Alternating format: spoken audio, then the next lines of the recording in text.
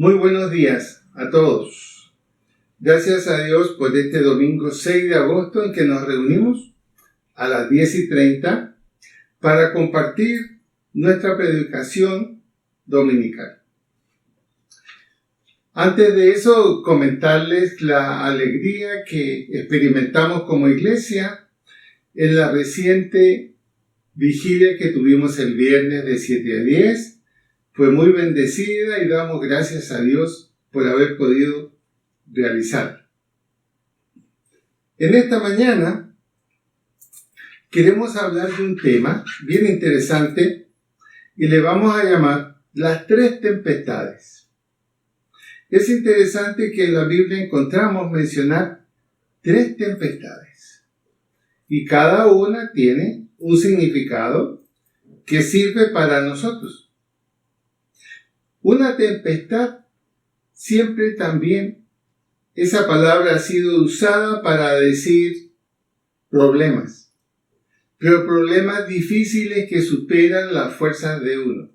Estoy viviendo una tempestad emocional, estoy viviendo una tempestad física, incluso estoy viviendo una tempestad interna, no me entiendo a mí mismo. Es decir, la palabra tempestad ha sido usada para significar varias cosas. Y la primera tempestad que deseo que investiguemos es la tempestad de un desobediente. ¿Qué pasa en esa mezcla? Una tempestad y un desobediente. El desobediente es muy conocido. Y vamos a ver algunas cosas nuevas hoy. Se llama Jonás. Y Jonás no era cualquier persona. En la Biblia, en la introducción, se nos dice lo siguiente. Jonás era hijo de Amitai, nativo de Gal-Jefer, un pueblo situado a 5 kilómetros al noroeste de Nazaret. Habiendo profetizado durante el reinado de Jeroboam II y como predecesor inmediato de otro profeta, Amós, Jonás asumió la actitud de un nacionalista radical. Totalmente consciente de la desolación que los asirios habían ocasionado a Israel a través de los años. Por lo tanto, para Jonás era muy difícil aceptar el hecho de que Dios sería misericordioso justamente en Nínive con los asirios, cuando, en su opinión, sus habitantes merecían un severo juicio. Aquí ya partimos por el problema de por qué un desobediente muchas veces se va a encontrar en una tempestad. No comprende la visión de Dios, no comprende el propósito de Dios, pero sí está atenazado, encadenado a sus sentimientos personales. Cuando pasamos a el libro de Jonás, capítulo 1, leemos en los primeros 3 versículos. Vino palabra de Jehová a Jonás, hijo de Amitai, diciendo, levántate, ve a Nínive, aquella gran ciudad, y pregona contra ella, porque ha subido su maldad delante de mí. Eso seguramente tuvo que haberle provocado alegría. Bueno, por fin van a ser castigados. Por fin yo voy a ver que todo lo que hicieron con Israel va a ser vengado. Sin embargo, mira el versículo 3. Se levantó para huir de la presencia de Jehová a Tarsis, y descendió a Jope, y halló una nave que partía para Tarsis, y pagando su pasaje entró en ella para irse con ellos a Tarsis, lejos de la presencia de Jehová. ¿Por qué tomó esa decisión? ¿Por qué tomó esa decisión? El versículo 2 le daba, en cierto sentido, un mensaje positivo. Mira, estoy preocupado por la maldad que ese pueblo tiene. Nínive, los asirios. Pero no le dijo qué pretendía hacer.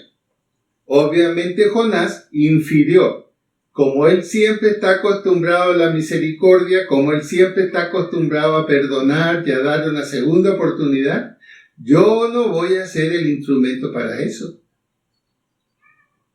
Si yo voy, yo iría a decir, van a acabar con ustedes. Nosotros, en nuestra manera de pensar, no somos muy lejanos a Jonás. Muchas veces pensamos así y pretendemos que Dios actúe de acuerdo a lo que nosotros pensamos que es lo correcto. Pero este profeta, que se supone que debía obedecer a Dios, va a tener una experiencia bien interesante. El versículo 4 en adelante nos dice: pero Jehová hizo levantar un gran viento en el mar, y hubo en el mar una tempestad tan grande que se pensó que se partiría la nave.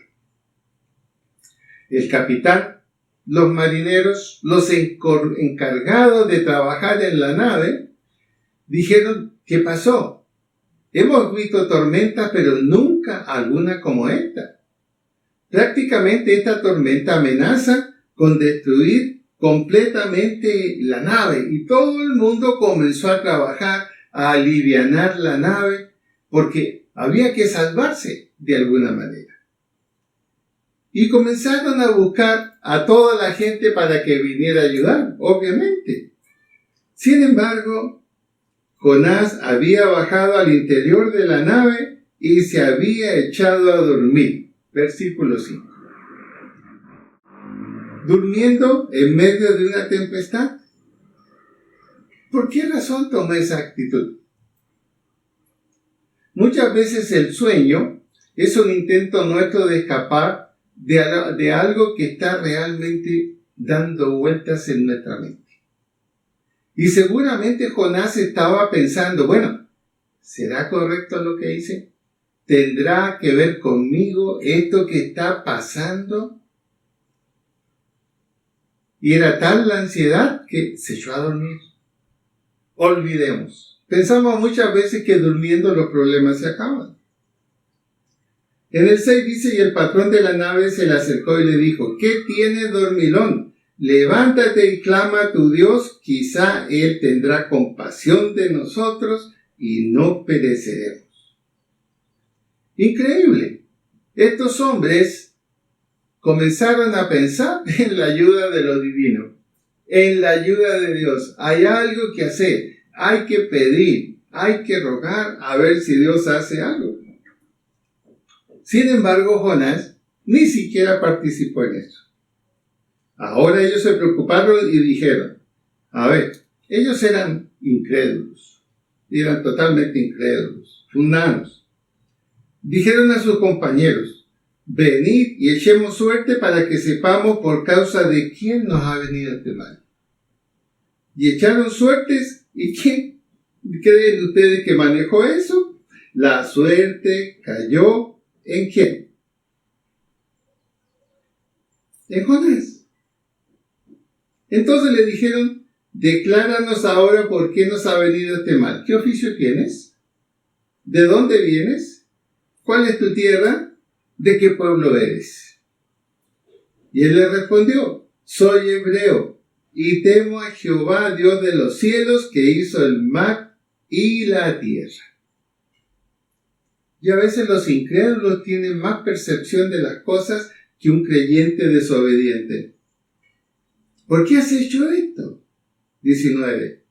Ellos sabían que huía de la presencia de Jehová, pues Él se lo había declarado. Este hombre es un desobediente. Tiene fe en Jehová. Jehová le dio una misión, por eso tomó este barco.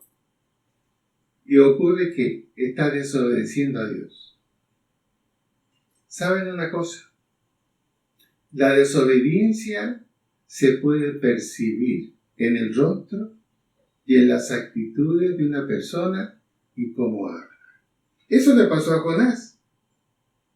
Y en el 11, bueno, ¿y qué haremos contigo? Para que el mar se nos aquiete.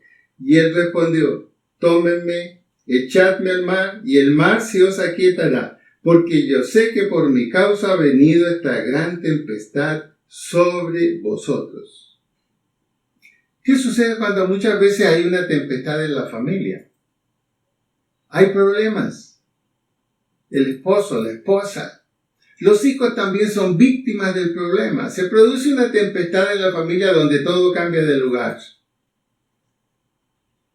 Y se comienza a buscar el responsable. Pero qué difícil es en ese caso encontrar al culpable. A menos que tomemos la Biblia y vayamos a Efesios y se nos muestre claramente que el responsable de la autoridad, el responsable de dirigir el hogar es el hombre. Y la mujer es la ayuda idónea, la compañera y la segunda a bordo, la segunda al mando. Pero empezamos a buscar, ¿y por qué estará pasando esto?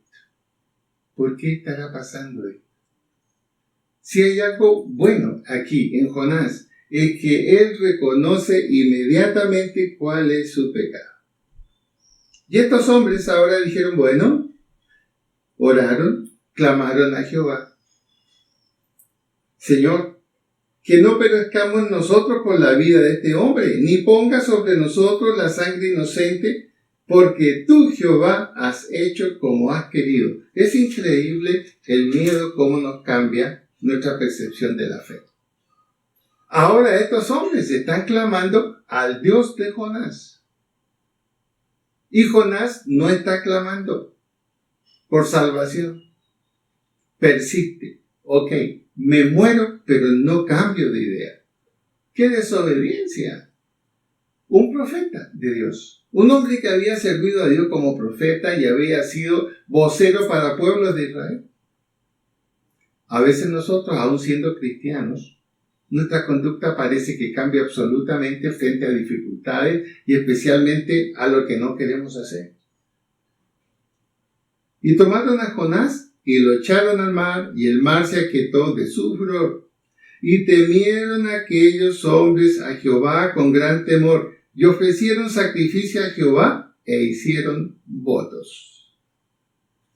¡Qué paradoja más grande!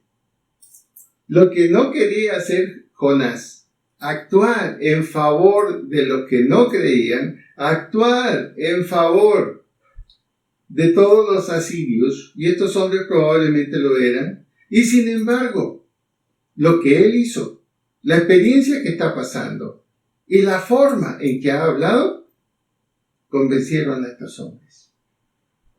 Comenzaron a creer y presentaron sacrificio a Jehová, no a sus antiguos dioses.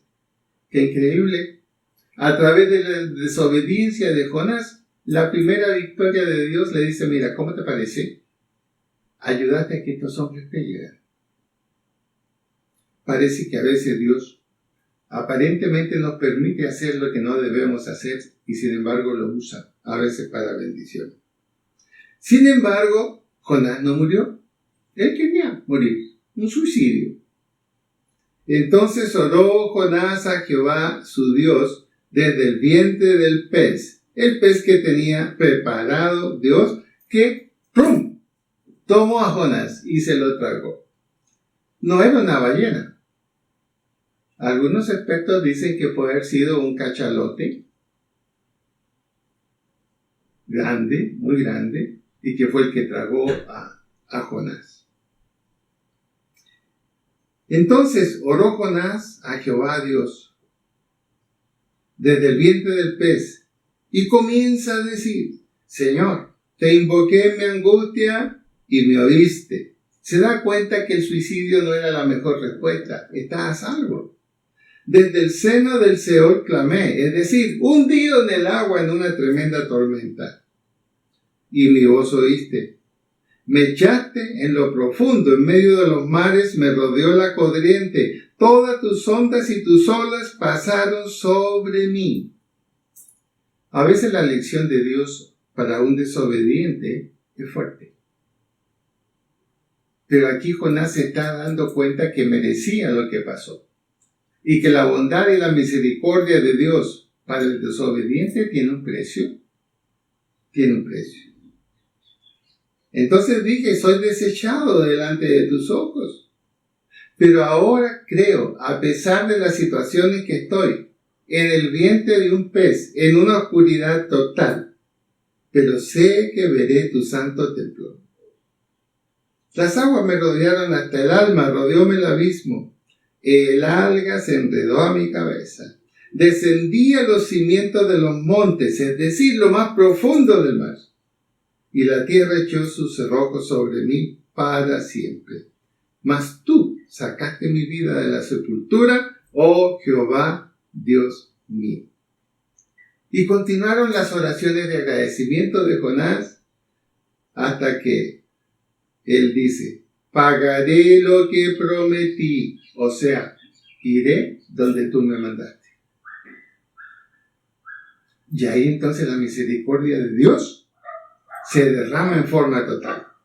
Y mandó Jehová al pez y vomitó a Jonás en tierra. Estimado hermano, a veces nosotros en las tempestades que vivimos, familiares o personales, tenemos que llegar a ese punto al que llegó Jonás. Pagaré lo que prometí, mas yo, con voz de alabanza, te ofreceré sacrificio. El 8. Los que siguen vanidades ilusorias, su misericordia abandonan. Reflexión absoluta de Jonás. Y la remacha, pagaré lo que prometí. Estimado hermano, de pronto tú estás en una tempestad personal. ¿No será que tienes que razonar como razonó Jonás? He seguido vanidades ilusorias. Entonces, yo mismo he permitido que la misericordia me abandone. Pero tengo que cambiar. Con voz de alabanza ofreceré sacrificios. Es decir, Jonás dice, reconozco mi pecado. No podía hacer un sacrificio ahí dentro del vientre del pez. Pero él lo está diciendo, reconozco mi pecado, ofreceré sacrificios. ¿Y cuál va a ser mi sacrificio? Pagaré lo que prometí. Es increíble cuántas veces la desobediencia en cumplir lo prometido a Dios y lo que corresponde a Dios nos trae problemas, nos trae dificultades. Queremos caminar por nuestro propio camino y poner nosotros mismos las condiciones del camino que estamos recorriendo. Como cristianos. Eso es desobediencia y trae un gran peligro. Porque las condiciones las pone Dios. Dios dice en su palabra, ven a mí y yo te enseñaré a caminar. Si Dios traza el camino, Él tiene que decir cómo se camina allí. Ahora, Dios renueva su confianza en Jonás y le dice por segunda vez, mira, levántate, ve a Nínive, aquella gran ciudad, y proclama en ella el mensaje que yo te diré. Y Jonás se levantó y fue a Nínive. Fue bien recibido porque jamás habían visto a un hombre que un gran pez lo botara en sus playas. Y ellos asumieron que la divinidad había protegido a ese hombre, uno de sus dioses, que era un gran pez. Y lo escucharon con atención y creyeron en lo que él predicó. Y se juntaron a él. Y comenzó Jonás a entrar por la ciudad camino de un día y predicaba diciendo, de aquí a 40 días Nínive será destruida. Estaba cumpliendo su tarea, pero internamente decía, ojalá que no se cumpla. Ojalá que no se cumpla. Mira, Señor, yo estoy cumpliendo, le estoy diciendo a la gente exactamente el mensaje que tú me diste. Ese mensaje lo estoy dando. Y ojalá que no se cumpla tu misericordia. Ojalá que sigas manteniéndote en esto que me has dicho que tengo que decir. De aquí a 40 días, Nínive será destruida. Valió la pena la tempestad. Valió la pena ser tomado por este gran pez. Valió la pena cómo mi cuerpo ha quedado afectado por esto. pero veré la destrucción de Nínive. Es difícil cambiar la desobediencia del corazón. Es más fácil cambiar la desobediencia de la boca y hablar lo que queremos que nuestra autoridad escuche. Pero a veces sí, la insistencia en el corazón. ¿Será necesario que tenga que pasar por otra tempestad? Es interesante lo que sigue. En el 5. Y los hombres de Nínive creyeron a Dios y proclamaron ayuno y se vistieron de cilicio, desde el mayor hasta el menor de ellos.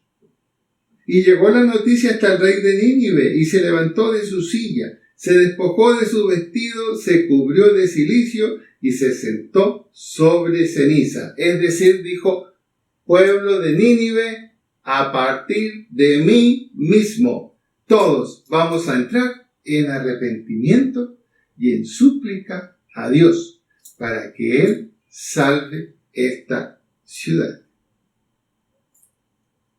Cúbranse de cilicio, hombres y animales, clamen a Dios fuertemente. Conviértase cada uno en su mal camino a la rapiña que hay en sus manos. ¡Qué tremenda confesión del propio rey! Él está allí diciendo: esto también soy yo, igual que ustedes, hemos pecado todos. Por lo tanto, todos tenemos que arrepentirnos.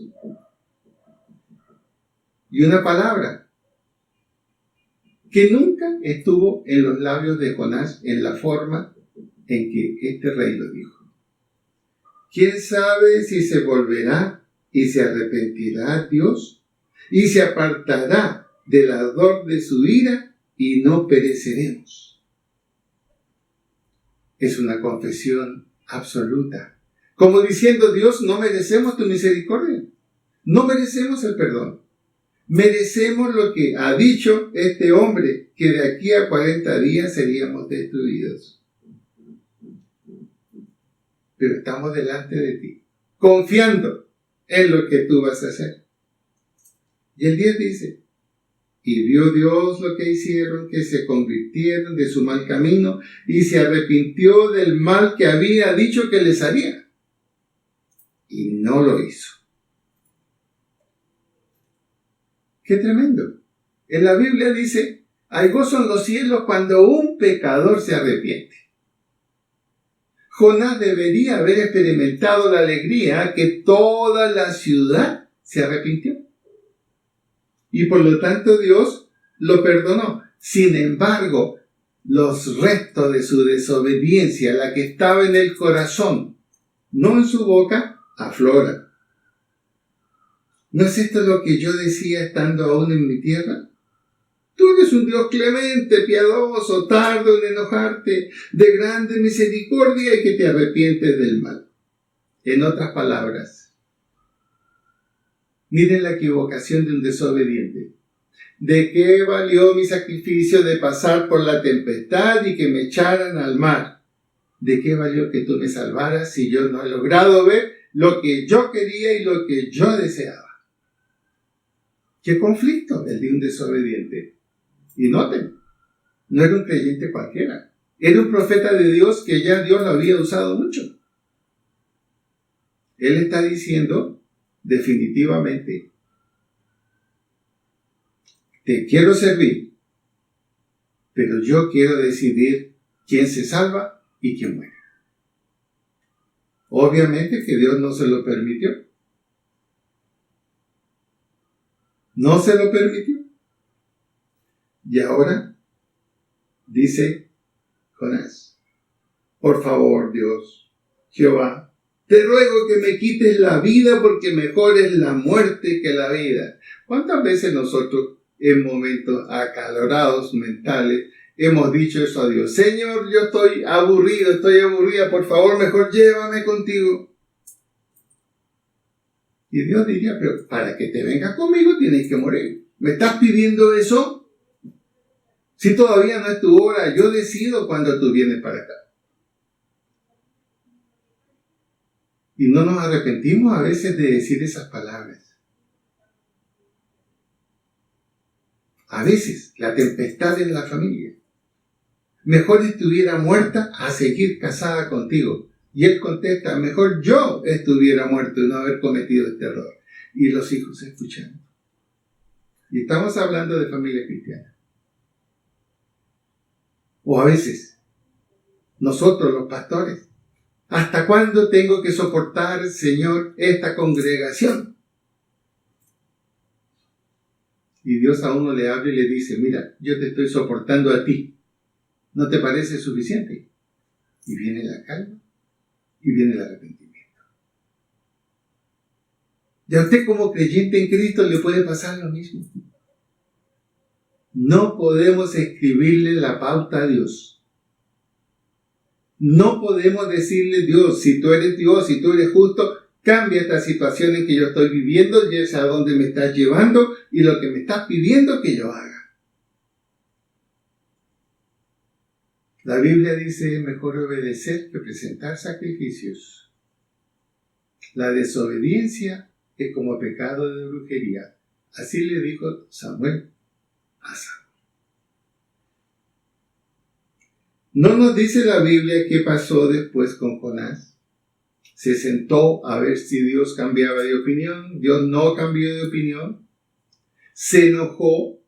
Se sintió mal porque se estaba quemando fuerte por el sol, porque Dios quitó de sobre él una protección, un arbolito que había allí, y Dios secó el arbolito. Y él se queja, ¿cómo es posible que no tuviste compasión de ese arbolito que me da sombra? Miren cómo cambian las perspectivas de un desobediente. Y Dios le dice, ¿tuviste compasión del arbolito, el cual tú no plantaste, ni cuidaste? Y en cambio, me pides que yo no tenga compasión ni piedad de todo este pueblo donde ellos no saben distinguir entre su mano derecha y su mano izquierda. ¿No nos dice más el libro de Jonás? Seguramente, pasado el tiempo, reaccionó. Pero es interesante esta lección que encontramos aquí. Y hay algunos consejos que el autor del libro de Jonás nos da. La persona sabia comprende que Dios responde a la desobediencia haciendo que las circunstancias se vuelvan contra nosotros. El Señor sabe lo que se requiere para que tenga lugar un cambio en nuestros corazones y en nuestra conducta. La vía que seguimos para escapar de Dios se convertirá, gracias a su providencia, en la venida de nuestro arrepentimiento, pero muy parecido a lo de Jonás. Pasaremos más tiempo en la tempestad que lo que es debido. Dice la Biblia aquí, en el consejo que da al final de este libro, el autor de esta Biblia. Nunca subestimes la misericordia del Señor y su deseo de perdonar.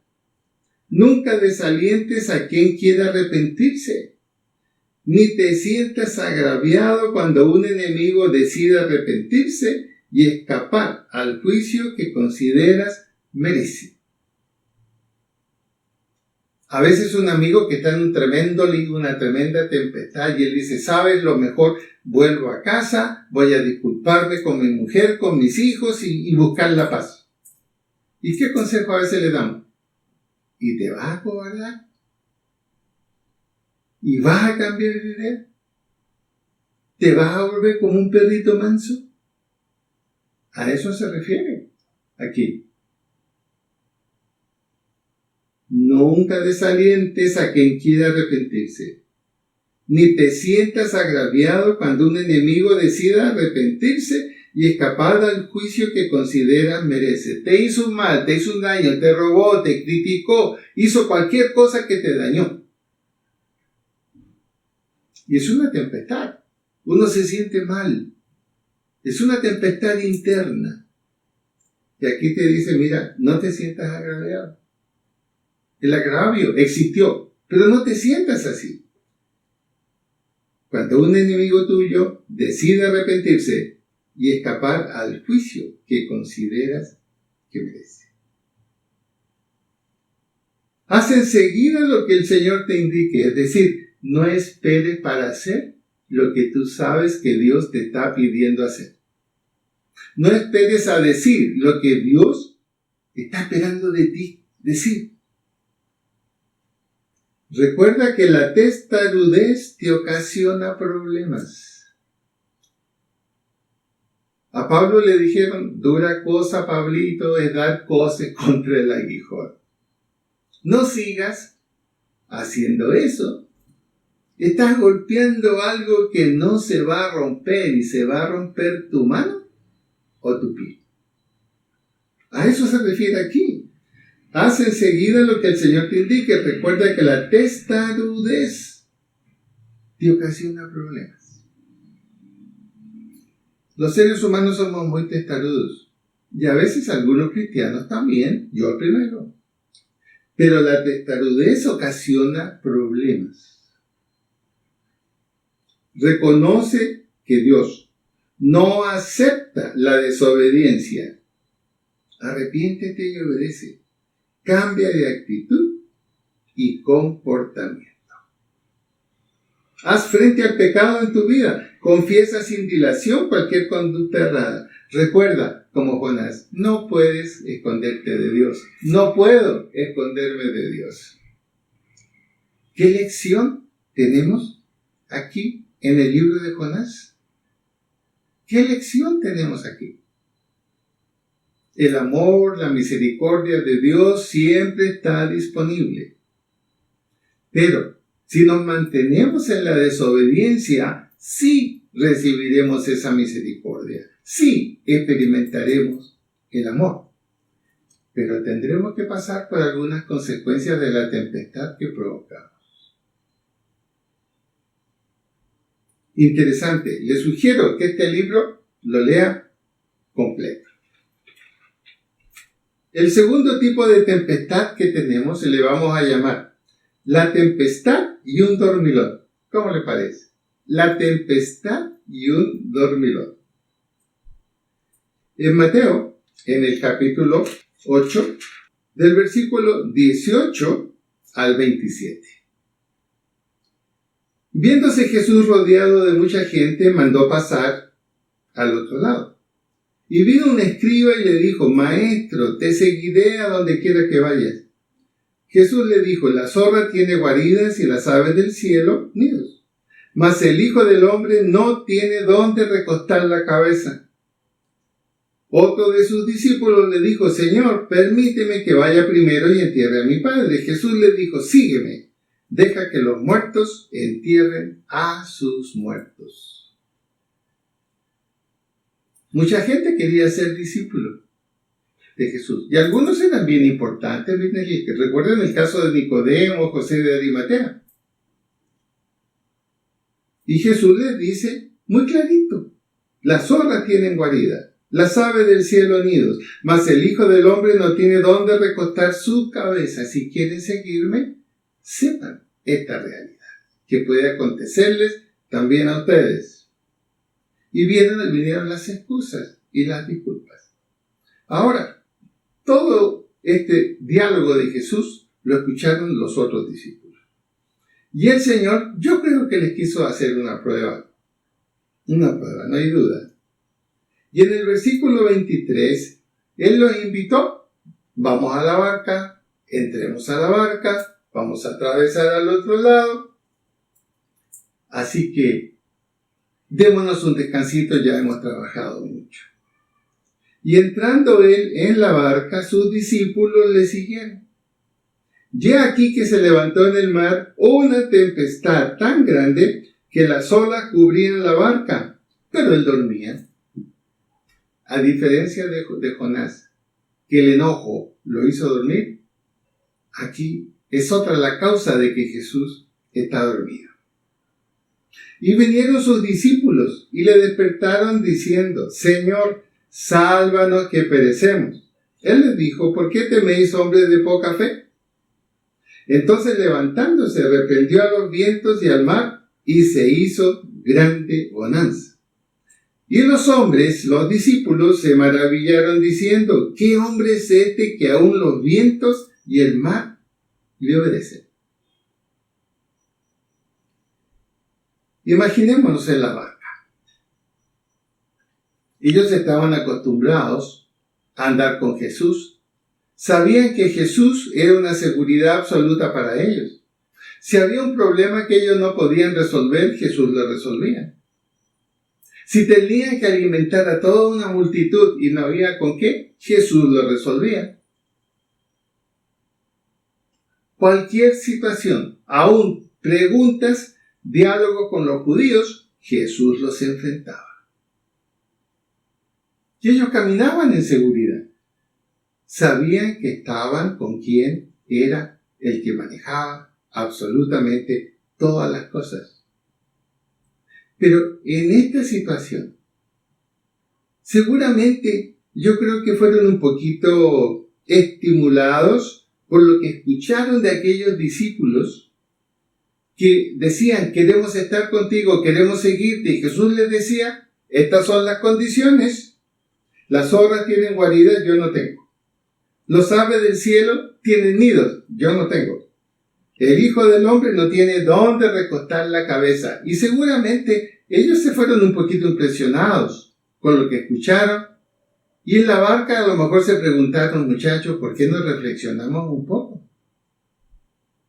Fíjense, realmente un rabino judío tiene dinero, tiene una buena casa, puede ayudar a sus discípulos y en realidad, miren, tomemos en serio lo que él dijo. Es verdad. Él no tiene nada. Fueron impresionados seguramente por la opinión de esos candidatos a discípulos que finalmente se negaron. Y ahora se sienten en peligro de muerte. Fíjense, la tempestad era tan grande que las olas cubrían la barca, pero él dormía. Y ellos lo despertaron. Levántate, Señor, sálvanos que perecemos y vas a perecer tú también. ¿Qué pasó? Tú eres nuestra confianza. ¿Cómo es posible que tú te quedes dormido y no te importe lo que nos está pasando a nosotros? ¿Saben que eso es lo mismo que algunos de nosotros los creyentes pensamos en este tiempo de pandemia, en este tiempo de problemas económicos, donde hay tanta cosa que ha sucedido?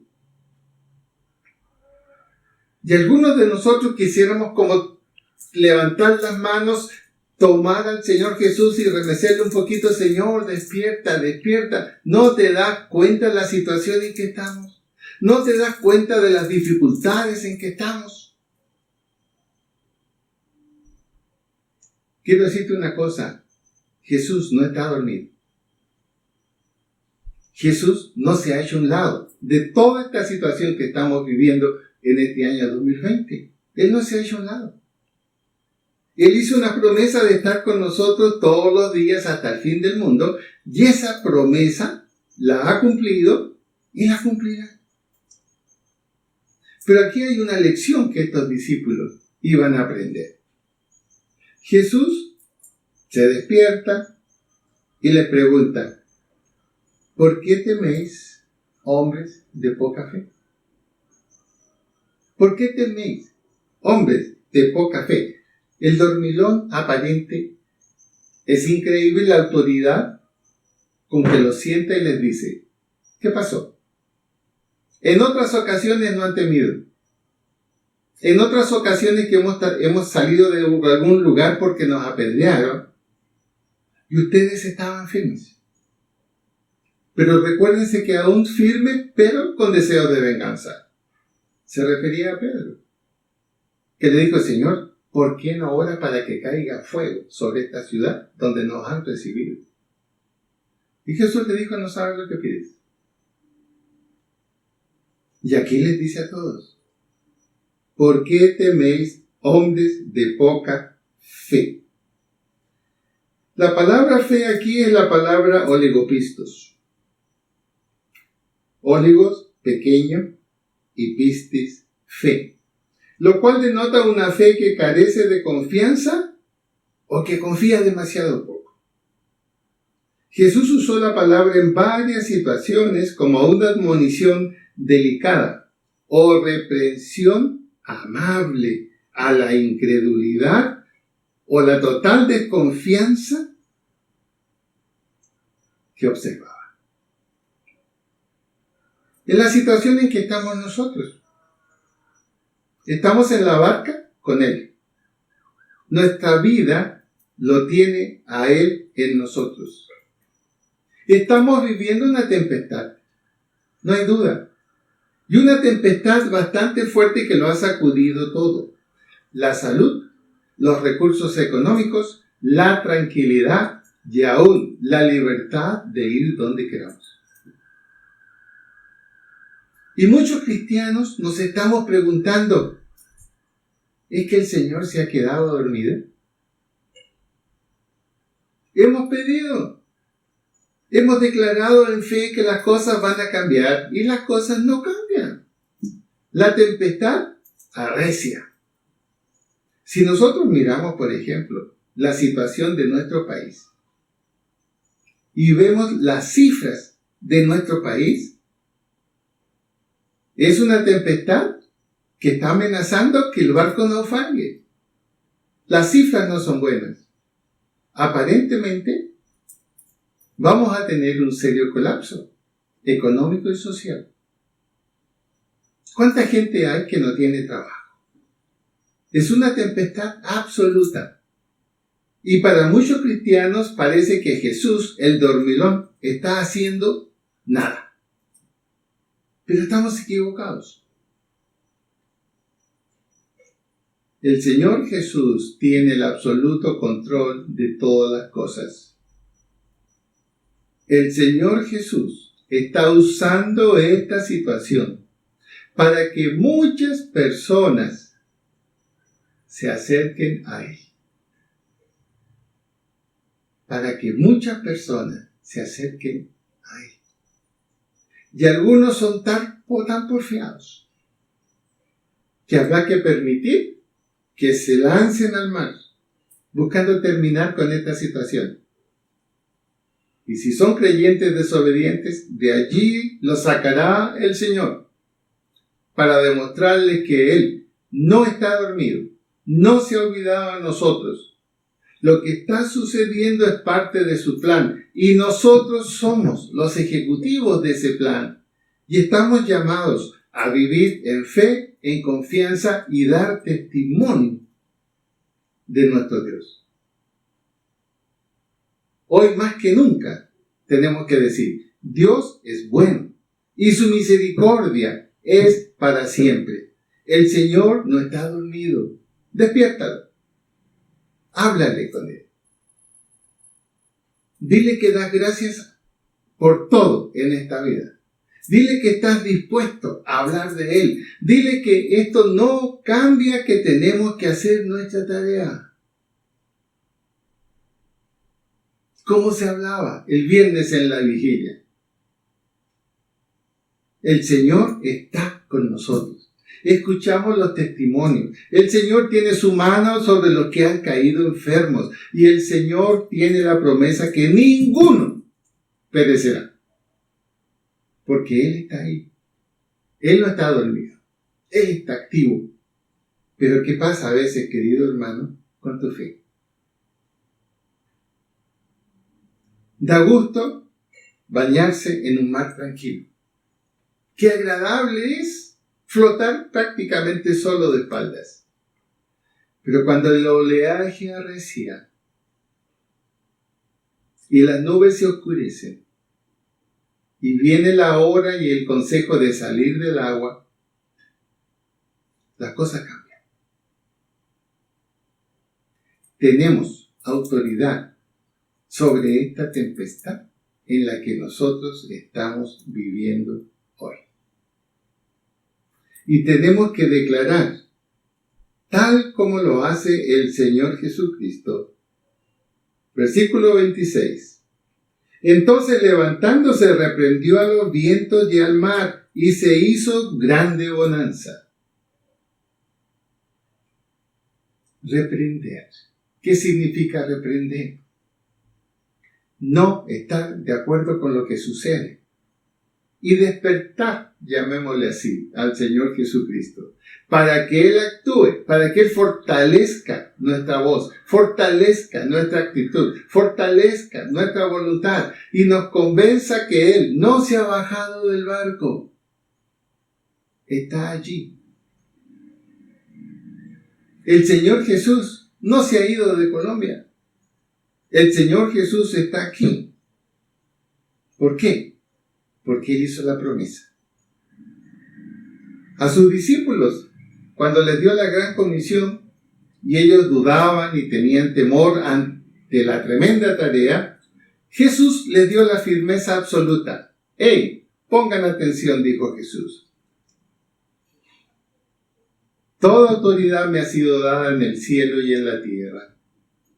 Esta ciudad forma parte de la tierra donde tiene autoridad Jesús. Toda autoridad me ha sido dada en el cielo y en la tierra, independientemente de la tempestad. Esa no les tocará. Si ustedes van y cumplen lo que yo les he dado como tarea, ir por todo el mundo y predicar el Evangelio a toda criatura, enseñándoles que guarden todas las cosas que yo les he mandado, bautizándolos en el nombre del Padre, del Hijo y del Espíritu Santo. Y aquí, yo estoy con ustedes todos los días hasta el fin del mundo.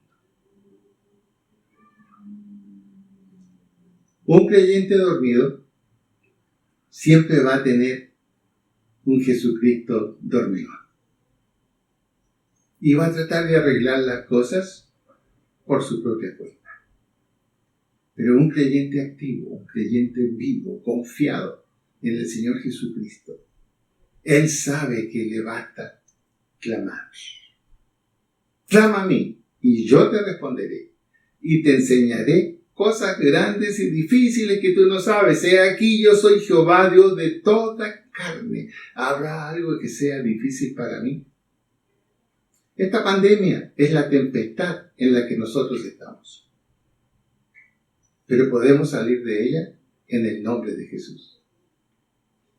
Y finalmente, la última tempestad es la que encontramos nosotros en la vida del apóstol Pablo. Es interesante lo que Pablo dice acerca de su propia vida. 3 veces he naufragado. Unas cuantas veces he recibido 40 azotes por predicar el cristianismo. He sido sacado, oculto en una bolsa, bajado de una muralla porque querían matarme. En uno de los naufragios fui mordido por una víbora y Dios permitió que no pasara nada. Imagínense, ¿cuántas tempestades pasó el apóstol Pablo? Un experto en pasar tempestades. Un experto. Ahora, es interesante que Pablo tenía que ser llevado a Roma, pero prisionero. Y tenía que ir en un barco. Y junto con otros prisioneros y un grupo de soldados y todo el plantío de la nave, que eran con más de 130 personas, casi 200 personas, era una nave grande, iniciaron un viaje hacia Roma. Y todo el relato está en Hechos 27 y es un relato de un viaje difícil. El versículo 7 dice: navegando muchos días despacio y llegando a duras penas frente a Gnido, porque nos impedía el viento, navegamos a sotavento de Creta frente a Salmón. Y costeándola con dificultad, llegamos a un lugar que llaman Buenos Puertos, cerca del cual estaba la ciudad de Lasea. Un viaje complicado, con anuncio de tormenta grave. Sin embargo, lo hicieron. Y en el versículo 10 vemos que Pablo hizo una amonestación. Varones, veo que la navegación va a ser con perjuicio, mucha pérdida, no solo del cargamento y de la nave, sino también de nuestras personas. Y él aconsejó, miren, ya ha pasado el día del ayuno, o sea, el día del sacrificio. Y el día del sacrificio, una vez que terminaba, prácticamente anunciaba ya la llegada del invierno. Entonces era muy fácil encontrarse con tormentas muy delicadas. Y Pablo advirtió de eso. Sin embargo, la navegación se hizo con grandes dificultades. Vino una gran tormenta, como nos dice del versículo 13 en adelante, y soplando una brisa del sur, pareciéndoles que ya tenían lo que deseaban, levaron anclas e iban costeando Creta. Pero no mucho después, dio contra la nave un viento huracanado llamado Eurociclón, y siendo arrebatada la nave y no pudiendo poner prueba al viento, nos abandonamos a él y nos dejamos llevar. En manos de la tormenta. En manos de la tormenta. Ausencia de comida, ausencia de seguridad, inestabilidad. ¿Qué va a suceder? Ya el ánimo de la tribulación era, vamos a perder nuestra vida. Pero esta tempestad nos muestra a un hombre de Dios, no un desobediente, ni no alguien que considera que Jesús está dormido. Es un hombre de Dios. Dice el versículo 20, no apareciendo ni sol ni estrella por muchos días, ya acosados por una tempestad no pequeña, ya habíamos perdido toda esperanza de salvarnos. Entonces Pablo, como hacía ya mucho que no comíamos, puesto en pie en medio de ellos, dijo, habría sido por cierto conveniente, oh varones, haberme oído, no zarpar de Creta tan solo para recibir este perjuicio y pérdida. Pero ahora os exhorto a tener buen ánimo, pues no habrá ninguna pérdida de vida entre vosotros, sino solamente la nave. Esta noche ha estado conmigo el ángel del Dios, de quien soy y a quien sirvo, diciendo, Pablo, no temas, es necesario que comparezcas ante César. Y aquí, Dios te ha concedido todos los que navegan contigo. Por tanto, oh varones, tened buen ánimo, porque yo confío en Dios que será así como se me ha dicho. Con todo, es necesario que demos en alguna isla. Fíjense las condiciones. El barco ya a merced del viento, a merced de la tormenta, a merced de la lluvia, perdiéndose mucho de la carga y temiendo por su vida. Y en esa tempestad se pone de pie un hombre de Dios, que va como preso, como cautivo a César. ¿Quién escucha a un preso? Sin embargo, él se para y les dice, esto va a suceder, no teman. ¿Cuánto necesitamos en la tempestad que nosotros estamos ahora en este año? Que los hombres de Dios se paren y digan exactamente lo mismo. Les exhorto a tener buen ánimo, pues no habrá ninguna pérdida de vida entre vosotros, sino solamente en la nave. Aquí está diciendo, no temamos. Habrán idas a una clínica. Será necesario un descanso. Será necesario cuidarse, pero no perderemos ninguna vida. Esta noche ha estado conmigo el ángel de Dios, de quien soy y a quien sirvo. ¿Te habla a veces el ángel de Dios cuando estás a solas? ¿Te confía sus promesas? ¿Te dice que no temas? Si tú piensas que Jesús está dormido, eso no va a suceder.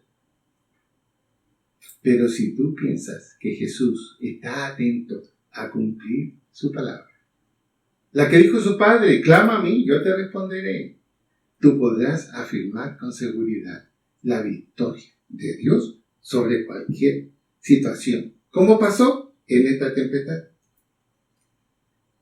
La situación y las dificultades con la nave fueron casi 24 días, dice el capítulo 13. Y finalmente llegaron a puerto. Finalmente.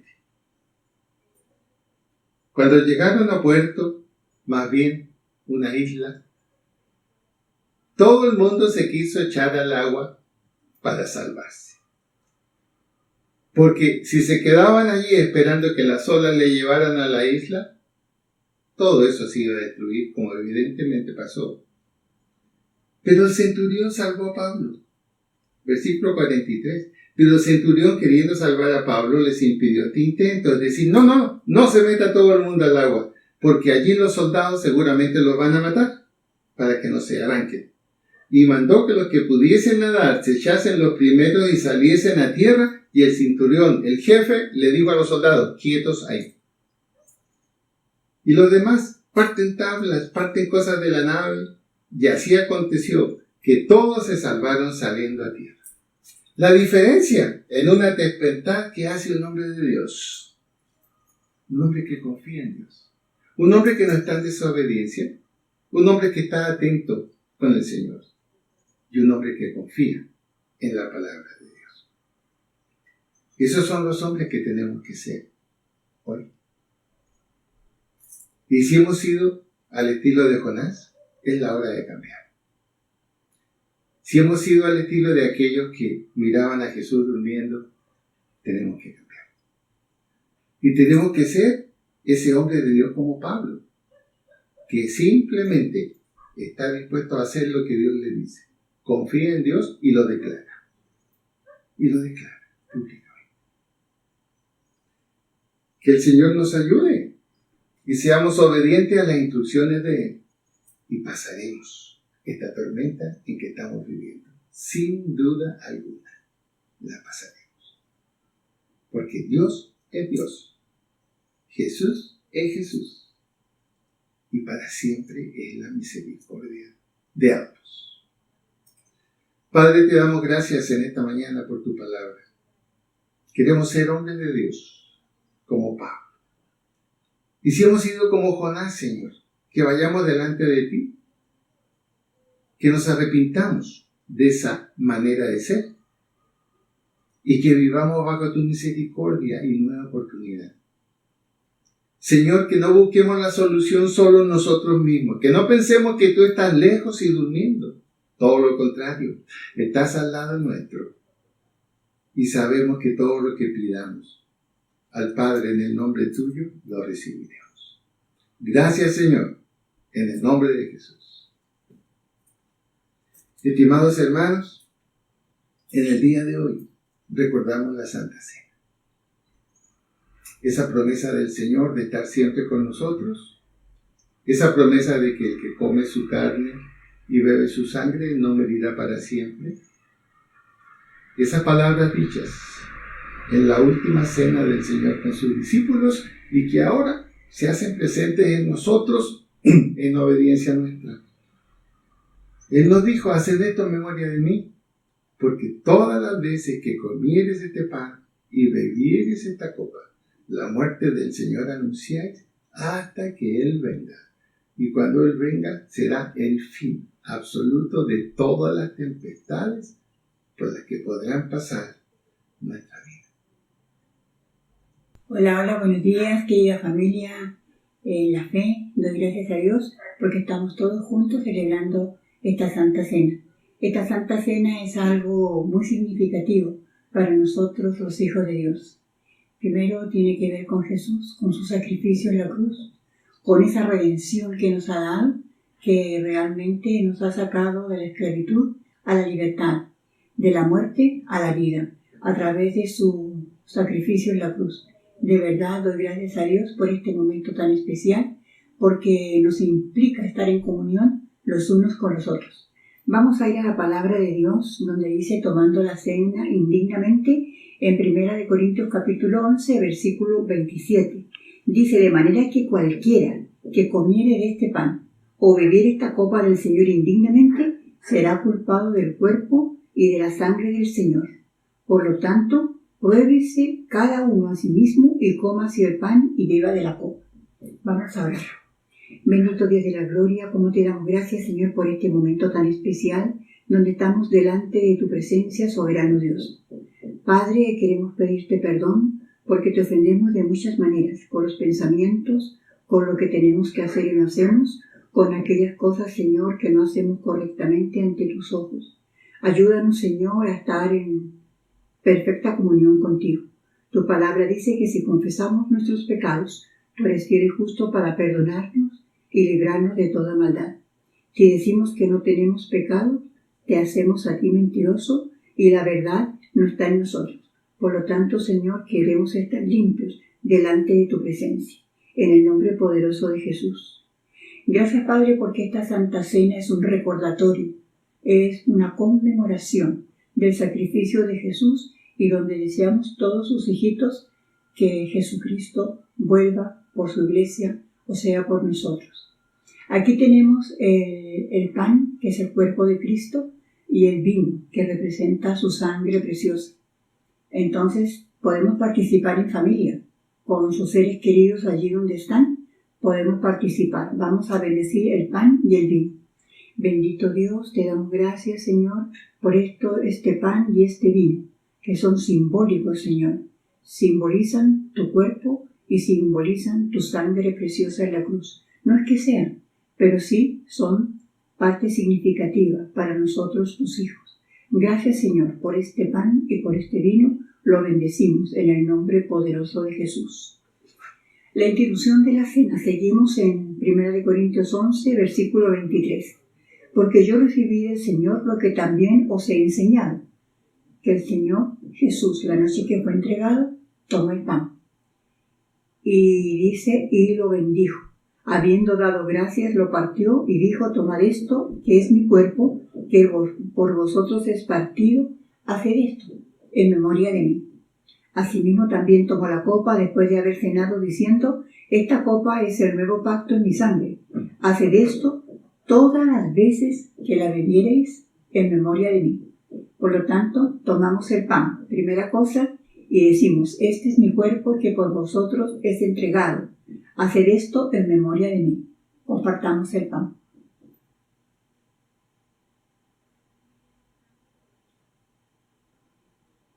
Asimismo, dice, tomó la copa, diciendo, esta es la copa del nuevo pacto de mi sangre. Haced esto todas las veces que la bebiereis en memoria de mí. Participemos de la copa.